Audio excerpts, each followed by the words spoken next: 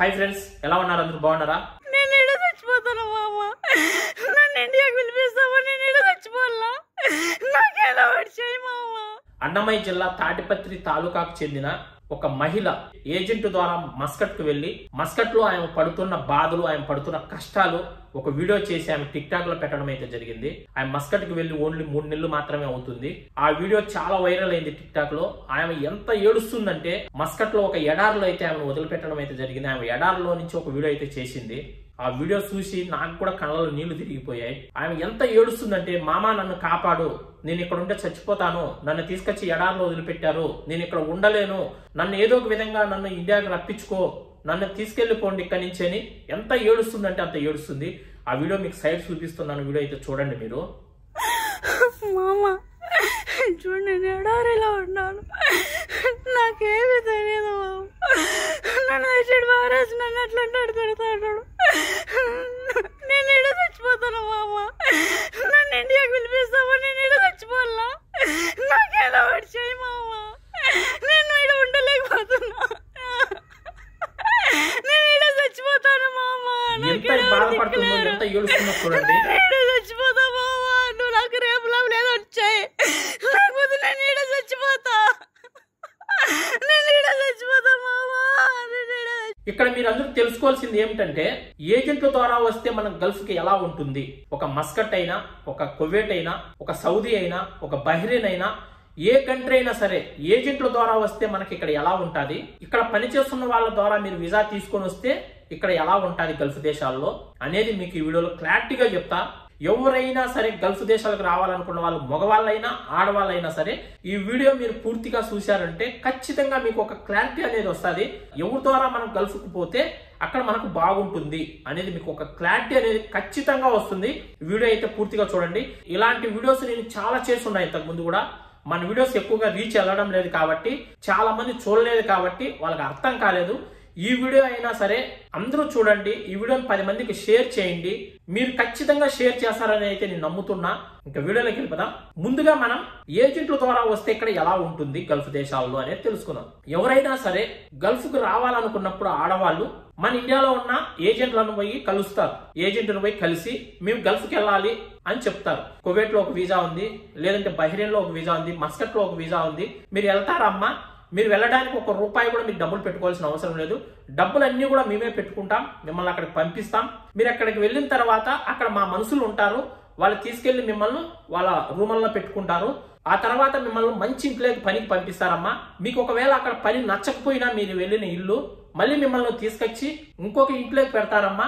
ఆ ఇంట్లో కూడా మీకు నచ్చకపోతే పని మళ్ళీ ఇంకొక ఇంట్లోకి మారుస్తారమ్మా. మీకు ఇబ్బంది లేకుండా అన్ని కూడా చూసుకుంటారమ్మా. అక్కడ మా మనుషులు ఉంటారు. మీరు వెళ్ళడానికి ₹1 కూడా మీరు పెట్టుకోవాల్సిన అవసరం లేదు, అంతా మేమే పెట్టుకొని మిమ్మల్ని అక్కడికి పంపిస్తామమ్మా అని మన ఇండియాలో ఉన్న ఏజెంట్లు వాళ్ళకు చెప్తారు. మనం వెళ్ళేదానికి ₹1 కూడా మనకు ఖర్చు లేదంట, మొత్తం డబ్బులంతా వాళ్ళే పెట్టుకుంటున్నారు. ఇంకేం మనం వెళ్ళడానికి, మనకు అక్కడికి వెళ్ళిన తర్వాత ఏదైనా ఇబ్బంది అయినా కానీ ఇల్లు మారుస్తారంట. జీతాలు సరిగ్గా ఇవ్వకపోయినా కూడా వాళ్ళే మనకు జీతాలు ఇప్పిస్తారంట. జీతం కూడా 30,000 అని చెప్తున్నారు, 40,000 అని చెప్తున్నారు. ఇంకెంతకంటే మనకి ఏం కావాలి? మనం ₹1 కూడా ఖర్చు చేయడం లేదు కదా, అంతా వాళ్ళే పెట్టుకుంటున్నారు కదా, ఇంకా వెళ్దాం అనేసి పాస్పోర్ట్ వాళ్ళ చేతికి ఇచ్చేసి, సరే అన్న మాకు వీసా తీయండి వెళ్తామని చెప్పేస్తారు. ఆ తర్వాత ఏజెంట్లు ఏం చేస్తారు, ఇక్కడ గల్ఫ్ దేశాలలో ఆఫీసులు పెట్టుకొని ఉంటారు. కువైట్ అయినా, మస్కట్ అయినా, బహ్రెయిన్ అయినా, దుబాయ్ అయినా, సౌదీ అరేబియా అయినా, ఎక్కడైనా సరే మన తెలుగు వాళ్ళు కావచ్చు, లేదా వేరే వేరే దేశం వాళ్ళు కావచ్చు, చాలా మంది ఇక్కడ ఆఫీసులు పెట్టుకొని ఉంటారు. ఇక్కడ ఎవరైతే ఆఫీసులు పెట్టుకొని ఉంటారో వాళ్ళకు ఆ ఇండియాలో ఉన్న ఏజెంట్ వాళ్ళ పాస్పోర్ట్ కాపీలు వాళ్ళకు షేర్ చేస్తారు, పంపిస్తారు వాట్సాప్ లో. ఈ గల్ఫ్ లో ఉన్న ఆఫీస్ వాళ్ళు వీసా తీసేస్తారు. వీసా తీసేసి ఇండియాలో ఉన్న ఏజెంట్ కు పంపించేస్తారు. ఇండియాలో ఉన్న ఏజెంట్ కు పంపించేసిన తర్వాత ఆయనకు మెడికల్, పీసీసీ, స్టాంపింగ్, ఇమిగ్రేషన్ ప్రతి ఒక్కటి మొత్తం చేసి ఫ్లైట్ ఎక్కించి గల్ఫ్ కి అయితే పంపించేస్తారు. వాళ్ళు ఏ దేశానికైతే వీసా అప్లై చేసి ఉంటారో ఆ దేశానికి పంపించేస్తారు. ఇక్కడ ఎవరైతే వీసా ఇచ్చింటారో ఆఫీస్ వాళ్ళు వెళ్ళి ఆయనను రిసీవ్ చేసుకొని తీసుకొని వచ్చి వాళ్ళ ఆఫీస్ లో ఉంచుకుంటారు. వారం పట్టచ్చు, 10 రోజులు పట్టచ్చు, 20 రోజులు పట్టచ్చు, వాళ్ళ ఆఫీస్ లోనే ఉంటుంది ఆయన.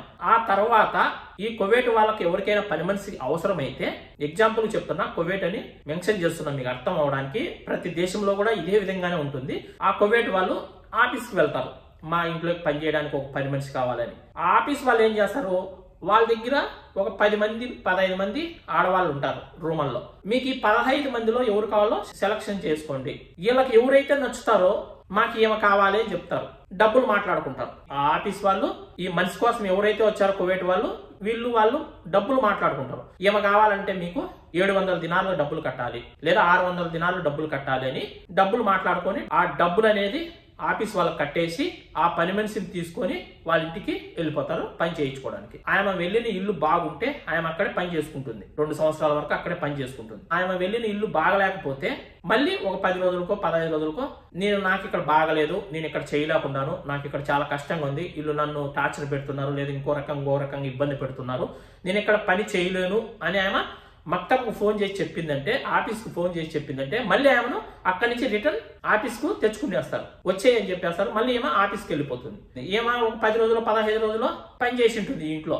ఆ 10-15 రోజులు చేసిన పని బీటికి ₹1 కూడా ఆయనకు డబ్బులు కూడా రావు. మళ్ళీ కువైట్ వాళ్ళు ఏం చేస్తారు, వాళ్ళు కట్టిన డబ్బులు మళ్ళీ రిటర్న్ ఇప్పించుకొని వచ్చేస్తారు. మళ్ళీ వేరే కువైట్ వాళ్ళకి ఎవరికైనా మనిషి అవసరం అనుకోండి, ఆఫీస్కి వెళ్తారు. 10 మంది 15 మంది ఉంటారు కదా, వాళ్ళలో సెలక్షన్ చేసుకుని ఒక మనిషిని మళ్ళీ రేటు మాట్లాడుకొని కొనుక్కొని తీసుకొని వెళ్ళిపోతారు పనికి. ఆ విధంగా 2-3 ఇండ్లు 5-6 ఇండ్లు కూడా ఇక్కడ ఉన్న ఆఫీస్ వాళ్ళు మారుస్తూ ఉంటారు. ఆయన సెట్ అయ్యే వరకు 2-3 ఇండ్లు మారుస్తూ ఉంటారు. ఏ దేశానికైనా సరే ఏజెంట్ల ద్వారా వచ్చారంటే ఆ విధంగా ఉంటుంది మీ సిచ్యువేషన్. ఈ ఆఫీస్ వాళ్ళకు కూడా తెలియదు ఆ కువైట్ వాళ్ళు మంచి వాళ్ళ చెడ్డోళ్ళ అనేది ఆఫీస్ వాళ్ళకు కూడా తెలియదు. వాళ్ళే మిమ్మల్ని పంపించేస్తారు, పోండమ్మా మీకు అక్కడ మీకు నచ్చకపోతే మళ్ళీ వచ్చేయండి అమ్మా, ఇబ్బంది లేదు, మళ్ళీ వేరే ఇంట్లో పెడతామని చెప్తారు. మీరు వెళ్ళిన ఇల్లు బాగుంటే 2 సంవత్సరాల వరకు మీకు అక్కడే పని చేయించుకుంటారు. 2 సంవత్సరాల తర్వాత మళ్ళీ మీరు ఇండియాకి వెళ్ళిపోవచ్చు, రిటర్న్ మళ్ళీ అదే ఇంట్లోకి రావచ్చు, మళ్ళీ అక్కడే పని చేసుకుంటూ ఉండొచ్చు. ఒకవేళ ఇల్లు బాగలేకపోతే ఇల్లు మారుస్తారు.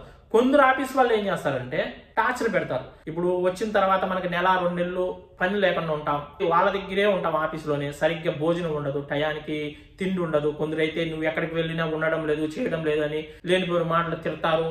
నువ్వు చేయలేకుండావు పెట్టలేకుండావు, నేను ఇండియాకి పంపించేస్తాం, నువ్వు రావడానికి ₹1,00,000 ఖర్చు పెట్టాం, మేము పెట్టిన డబ్బులు ఇచ్చేసేయండి, మిమ్మల్ని రిటర్న్ ఇండియాకి పంపించేస్తామనేసి వాళ్ళకి ఇంకా టార్చర్ పెడుతూ ఉంటారు. నేను ఏ ఇంట్లోకి పంపించినా నువ్వు ఉండడం లేదు చేయడం లేదు అని. మీరు పంపించే ఇల్లు బాగుంటే వాళ్ళు ఎందుకు చేసుకోరు? వాళ్ళు వచ్చింది పని చేసుకోవడానికి. మీరు పంపించిన ఇల్లు మంచిదైతే వాళ్ళు ఎందుకు పని చేయరు? మీరు పంపించే ఇల్లు మంచిది కాకనే వాళ్ళు ఉండలేక చేయలేక మళ్ళీ రిటర్న్ వచ్చేస్తున్నారు ఆఫీస్కు. ఈ విధంగా ఉంటుంది మీరు ఏజెంట్ల ద్వారా గల్ఫ్కి వచ్చారంటే ఏ దేశానికైనా సరే. ఇంకా 2, మీకు తెలిసిన వాళ్ళ ద్వారా కానీ లేదా కువైట్లో ఎవరైనా ఇంతకు ముందు పనిచేస్తున్న వాళ్ళ ద్వారా కావచ్చు, అలాంటి వాళ్ళ ద్వారా మీరు ఈ గల్ఫ్కి వచ్చారంటే మీ లైఫ్ ఎలా ఉంటుంది అనేది ఇప్పుడు మాట్లాడుకుందాం. ఎగ్జాంపుల్కు కువైట్లో ఎవరైనా మీ బంధువులు కావచ్చు లేదా మీ ఫ్రెండ్స్ కావచ్చు, మీకు తెలిసిన వాళ్ళు కావచ్చు, మీ ఊరు వాళ్ళు కావచ్చు, ఎవరో ఒకరు ఇక్కడ పని చేస్తుంటారు. వాళ్ళు మీకు వీసా తీశారనుకోండి, వాళ్ళు వీసా తీసేటప్పుడే ఇక్కడ ఉన్న వాళ్ళు ఆ ఇల్లు ఎలాంటిది, ఈ ఇంట్లోకి పిలిపించామంటే ఈ పని మనిషిని, ఈ ఇంట్లో బాగా పని చేసుకుంటుందా చేసుకోలేదా, ఈ కువైట్ వాళ్ళు మంచోళ్ళా కాదా, ఈ ఇంట్లో జీతాలు కరెక్ట్ గా ఇస్తారా ఎవరా, ప్రతి ఒక్క విషయం కూడా ఆ ఇంటి గురించి ఆల్మోస్ట్ వీసా తీసే వాళ్ళకి తెలిసిపోతుంది. ఆ ఇల్లు మంచిది అయితేనే మీకు వీసా తీస్తారు, ఆ ఇల్లు మంచిది కాకపోతే వీసా తీయరు. అప్పుడు మీకు వీసా వీళ్ళు తీసి పంపించారు అనుకోండి, ఇక్కడ ఉన్న వాళ్ళు, మీరు హ్యాపీగా అక్కడ మెడికల్ స్టాంపింగ్ PCC అన్ని చేయించుకొని మీరు రావడానికి కూడా మొత్తం డబ్బులు అయితే ఇల్లు పెట్టుకుంటారు. మీరు ఏజెంట్ ద్వారా వచ్చినా మీరేం ₹1 డబ్బులు పెట్టాల్సిన అవసరం లేదు. ఇక్కడ ఉన్న వాళ్ళు మీకు వీసా తీసినా కూడా మీరు ₹1 కూడా పెట్టుకోవాల్సిన అవసరం లేదు. మొత్తం కువైట్ వాళ్ళే ఇస్తారు. ఈ మస్కట్ అయితే మస్కట్ దేశం వాళ్ళే ఇస్తారు, దుబాయ్ అయితే దుబాయ్ వాళ్ళే ఇస్తారు, సౌదీ అరేబియాకు వెళ్తుంటే వాళ్ళే ఇస్తారు. ఆడవాళ్ళు ఎవరైనా సరే గల్ఫ్ దేశాలకు రావాలనుకుంటే పని చేసుకోవడానికి మొత్తం ఖర్చు అంతా కూడా వాళ్ళే పెట్టుకుంటారు. ఇంకా మీకు వీసా పంపిస్తారు, ఇక్కడ మీకు తెలిసిన వాళ్ళు కావచ్చు ఎవరైనా సరే వీసా తీసి మీకు పంపిస్తారు. అమ్మ మీకు వీసా వచ్చింది మేము పంపిస్తున్నాము, మెడికల్ స్టాంపింగ్ PCC అన్ని చేసుకొని వచ్చేయండి అమ్మా, మీకేం ఇబ్బంది లేదని చెప్తారు. జీతము ప్రతి ఒక్క విషయం కూడా మేము మాట్లాడేశాము, మీకు ఏం ఇబ్బంది ఉండదని చెప్తారు. మీరు అన్ని అక్కడ చేసుకొని మెడికల్ స్టాంపింగ్ PCC అన్ని ఇండియాలో చేయించుకొని వచ్చేస్తారు కువైట్కి. కువైట్ వాళ్ళే మీకు ఎయిర్పోర్ట్కి వచ్చి మిమ్మల్ని తీసుకొని వస్తారు వాళ్ళ ఇంట్లోకి. మీరు ఏ రోజైతే ఎయిర్పోర్ట్ లో అడుగు పెడతారో ఆ రోజు నుంచే మీకు జీతం కూడా మొదలైపోతుంది. అదే మీరు ఏజెంట్ ద్వారా వచ్చారనుకోండి, మీకు ఎప్పటి నుంచి జీతం స్టార్ట్ అవుతుందో తెలియదు. మీరు ఏ రోజైతే పనికి వెళ్తారో పని చేయడానికి ఆ రోజు నుంచే మీకు జీతం స్టార్ట్ అవుతుంది. ఇక్కడ తెలిసిన వాళ్ళ ద్వారా వీసా తీసుకొని వచ్చారనుకోండి, డైరెక్ట్ కువైట్ వాళ్ళే మీకు ఎయిర్పోర్ట్కి వచ్చి పిలుచుకొచ్చుకుంటారు. కాబట్టి మీరు వచ్చిన రోజు నుంచే మీకు జీతం అనేది మొదలైపోతుంది. వచ్చిన రోజు మీకు రెస్ట్ తీసుకోమని చెప్తారు. మార్నింగ్ లేస్తానే మీరు పలానా పనులు చేయాలి, ఈ పని చేయాలి, ఆ పని చేయాలని మీకు ప్రతి ఒక్కటి చెప్తారు. మీరు ఆ తర్వాత పనులు చేసుకుంటూ ఉండొచ్చు. మీకు ఏదైనా అర్థం కాకపోయినా, మీకు ఏదైనా తెలియకపోయినా, మీకు ఎవరైతే వీసా తీసింటారో వాళ్ళకి మీరు ఫోన్ చేసి మాట్లాడొచ్చు. వీసా తీసిన వాళ్ళు కూడా మీకు ధైర్యం చెప్తూ ఉంటారు. అమ్మ కొన్ని రోజులు ఇలానే ఉంటుంది, కొన్ని రోజులు వాళ్ళు చెప్పే మాటలు మీకు అర్థం కావు, మీరు భయపడద్దండి, మంచిగా పని చేసుకోండి, మీకు ఏం ఇబ్బంది లేదు, మేముండాము, ధైర్యం చెప్తా ఉంటారు. మీరు ఇక్కడ సెటిల్ అయ్యే వరకు మీకు వీసా తీసిన వాళ్ళు మీకు సపోర్ట్ గా ఉంటారు. ఇప్పుడు మీకు అర్థమైందా ఏజెంట్ల ద్వారా గల్ఫ్కి వస్తే ఎలా ఉంటుంది, ఇక్కడ పని చేసే వాళ్ళ ద్వారా వీసా తీసుకొని వస్తే మీకు ఇక్కడ ఎలా ఉంటుంది అనేది మీకు అర్థమైంది అనుకుంటున్నాను నేను క్లారిటీగా. ఇంకా తర్వాత తెలుసుకోవాల్సిన ఇంకో విషయం ఏమిటంటే, కొందరు ఇక్కడికి వచ్చిన తర్వాత అన్ని బాగున్నా గానీ మేము చేయలేము, ఉండలేము, మాకు మొగుడు గుర్తొస్తున్నాడు, మాకు పిల్లలు గుర్తొస్తున్నారు, మేము ఇక్కడి నుంచి వెళ్ళిపోతాము, మమ్మల్ని ఇంటికి పంపించేసేయి, మేము ఇక్కడ ఉండలేమని ఏడుస్తూ కూర్చుంటారు. కొందరు ప్లాన్ వేస్తారు, ఎందుకంటే ఉండలేక.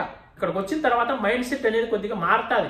మనం ఇంటి దగ్గర మన ఫ్యామిలీతో రోజు గడిపి మన ఊర్లో మనం మంచిగా అందరితో మాట్లాడుతూ, సాయంత్రం అయితేనే కబుర్లు చెప్పుకుంటూ కూర్చొని హ్యాపీగా నవ్వుతూ పనులు చేసుకుంటూ హ్యాపీగా ఉన్న వాళ్ళము ఒక్కసారిగా గల్ఫ్కి వచ్చిన తర్వాత అలాంటివన్నీ కోల్పోతాం. మన దగ్గర పిల్లలు ఉండరు, మొగుడు ఉండడు, ఎవరు ఉండరు. కాబట్టి కొందరు మైండ్ సెట్ చేంజ్ అయిపోతుంది. మనకి లైఫ్ వద్దు, మనకి డబ్బులు అవసరం లేదు, ఇక్కడ మనం ఉండలేము, ఇండియాకి వెళ్ళిపోవాలి. ఇండియాకి వెళ్ళిపోవాలంటే ఏం ప్లాన్ వేస్తే మనం ఇక్కడి నుంచి ఇండియాకి వెళ్ళిపోవచ్చు, మన ఇంటికి వెళ్ళిపోవచ్చు అనేసి ఏదో ఒక ప్లాన్ వేస్తారు. ఇక్కడ అన్ని బాగున్నా కానీ, మీరు వచ్చిన ఇల్లు మంచిదే, మీకు పని తక్కువ ఉంది, బాగా తిండి పెడుతున్నారు, అన్ని బాగున్నాయి, అయినా కూడా ప్లాన్ వేస్తారు, మేము ఇక్కడ ఉండలేము, చేయలేము, మేము వెళ్ళిపోవాలి.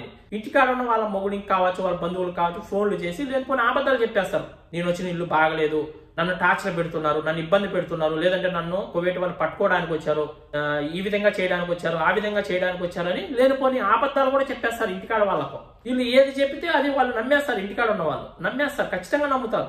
అమ్మో మా భార్యకి ఇబ్బంది ఉంది, అక్కడ మా భార్యకి ఇలా ఉందా, మా మనిషిని మా ఇంటికి పంపించే, మా మనిషిని ఇబ్బంది పెడుతున్నారంట, మా భార్యని ఈ విధంగా చేస్తున్నారంట, ఆ విధంగా చేస్తున్నారంట, వాళ్ళు నువ్వేం చేస్తావో తెలీదు, మా మనిషిని ఎట్ట తిరిగి ఇండియాకి వచ్చేయాలంతే, లేదంటే నీ పైన మీకు కేసు పెడతాం, నీ పైన ఇది చేస్తాం, అది చేస్తాం, మీ ఫ్యామిలీని తీసుకుపోయి స్టేషన్లో వేయిస్తాం అని ఇంటికాడ ఉన్న వాళ్ళు బెదిరిస్తారు వీసా తీసిన వాళ్ళకు. ఇక్కడేమో అన్ని బాగుంటాయి అనుకో, అయినా కూడా ఏమి ఉండకూడదు, నేను ఇండియాకి వెళ్ళిపోవాలని ప్లాన్ వేసి అబద్ధాలు చెప్పేస్తారు ఇంట్లో కాడ ఉన్న వాళ్ళు. ఆ విధంగా కూడా చాలా మంది ఆడవాళ్ళు గల్ఫ్కి వచ్చిన తర్వాత చేస్తా ఉన్నారు. అందుకనేసే చాలా మంది వీసాల జోలికి వెళ్ళరు, వీసాలు ఎవరు తీయరు. ఆ వీసాలు తీసి ఆ తలనొప్పి మనకెందుకు రా స్వామి, ఇక్కడికి వచ్చిన తర్వాత కువైట్ వాళ్ళు మంచి వాళ్ళు కాకపోయినా మనమే ఇబ్బంది పడాలి, ఇక్కడికి వచ్చిన తర్వాత మేము ఉండలేము, చేయలేము, మేము ఇంటికి వెళ్ళిపోవాలన్నా కూడా మనమే ఇబ్బంది పడాలి, ఆ ఏదో 10,000 20,000 మిగులుతాయి కదా, ఆ డబ్బులు మాకొద్దు, ఆ వీసాల పంచాయతీ మాకొద్దని చాలా మంది వీసాల జోలికి ఎవరు వెళ్ళరు. ఓకేనా, మీకు ఈ వీడియో క్లారిటీగా అర్థమైంది అనుకుంటా. ఎవరి ద్వారా గల్ఫ్కి వస్తే బాగుంటుంది, ఏ దేశానికైనా సరే ఎవరి ద్వారా ఇక్కడికి వస్తే బాగుంటుంది, ఏజెంట్ల ద్వారా వస్తే బాగుంటుందా, లేదా ఈ గల్ఫ్లో పనిచేసే వాళ్ళ ద్వారా వీసా తీసుకొని వస్తే మీకు ఎలా ఉంటుంది అనేది మీకు క్లారిటీగా అర్థమైంది అనుకుంటున్నాను. అందరూ లైక్ చేయండి అబ్బా, మీరంతా లైక్ చేశారంటే చూసిన వాళ్ళందరూ కూడా ఆటోమేటిక్గా వీడియో వైరల్ అవుతుంది, కొత్త వాళ్ళు చూసే అవకాశం ఉంటుంది, కొందరన్నా తెలుసుకుంటారు, ఈ విధంగా ఇబ్బంది పడకుండా ఉంటారు. ఇప్పుడు చూడండి ఆమె ఎంత కష్టాలు పడుతుందో, ఆమెను ఎవరు ఇప్పుడు కాపాడేది ఇక్కడ నుంచి. ఓకే, మరొక మంచి వీడియోతో మళ్ళీ కలుస్తున్నాం. నా ఇన్స్టా ఐడి కూడా ఫాలో చేసుకోండి, జీకేవి తెలుగు వ్లాగ్స్ అని ఉంటుంది నా ఇన్స్టా ఐడి వచ్చి. ఎవరైనా ఫాలో చేసుకోకుండా ఫాలో చేసుకొని మీకు ఎలాంటి డౌట్స్ ఉన్నా కూడా నా ఇన్స్టా ఐడిలో మెసేజ్ చేశారంటే ఖచ్చితంగా మీకు రిప్లై ఇస్తాను. మీకు ఏదైనా ఎక్కువ డౌట్లు ఉంటే నేనే కాల్ చేసి ఇన్స్టాగ్రామ్లో మీతో మాట్లాడతాను. అందరికీ బాయ్ ఫ్రెండ్స్, జై హింద్.